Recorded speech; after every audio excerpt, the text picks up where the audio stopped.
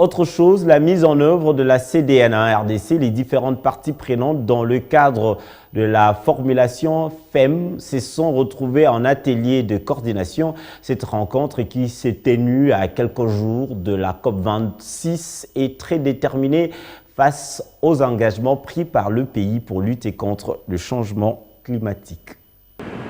La COP26 se pointe à l'horizon et les différents États membres de l'UNFCCC, parties prenantes à cette grande masse climatique, travaillent dur pour répondre aux exigences du cadre de transparence et suivi de la mise en œuvre des contributions déterminées au niveau national dans le cadre de l'accord de Paris.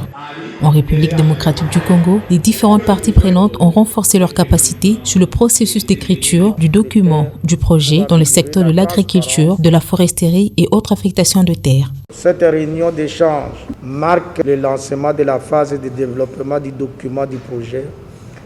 et constitue l'occasion d'informer toutes les parties prenantes sur les grandes lignes de la stratégie d'intervention préapprouvée par les bailleurs de fonds dans le cadre de la note conceptuelle du projet et aussi de renforcer la dynamique d'échange entre les experts en charge de la compilation des données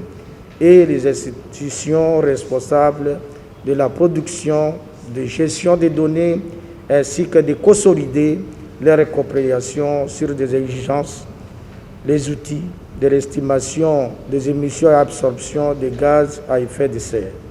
Si l'on s'en tient aux informations du GIEC, environ un quart des émissions mondiales du gaz à effet de serre provient de l'agriculture, de la foresterie et autres utilisations des terres.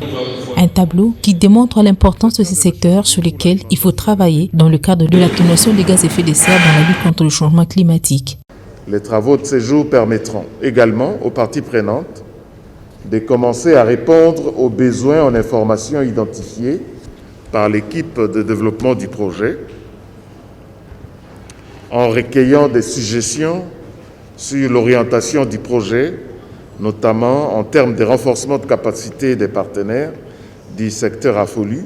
Cet atelier est donc une opportunité pour que toutes les parties prenantes puissent avoir le même niveau de compréhension sur le projet, ses activités et leur mise en œuvre, et surtout sur les informations qui méritent d'être enrichies et complétées. Des réflexions bénéfiques pour une action climatique coriace qui exige la mutualisation d'efforts. Il faudrait que nous puissions nous insérer, nous apprêter à répondre aux exigences du cadre de transparence qui est défini dans le cadre de l'accord de Paris. Ce cadre de transparence, la première phase pour nous sur laquelle la RDC s'engage, c'est de regarder assez attentivement comment est-ce que nous réalisons nos activités d'inventaire et de mise en œuvre de système national de mesures, notification et vérification en termes des émissions de gaz à effet de serre. Le lancement du processus d'écriture du document de projet relatif aux besoins de renforcement des capacités des différentes parties prenantes, une bonne opportunité pour mobiliser l'ensemble d'experts sur l'enjeu de ces discussions.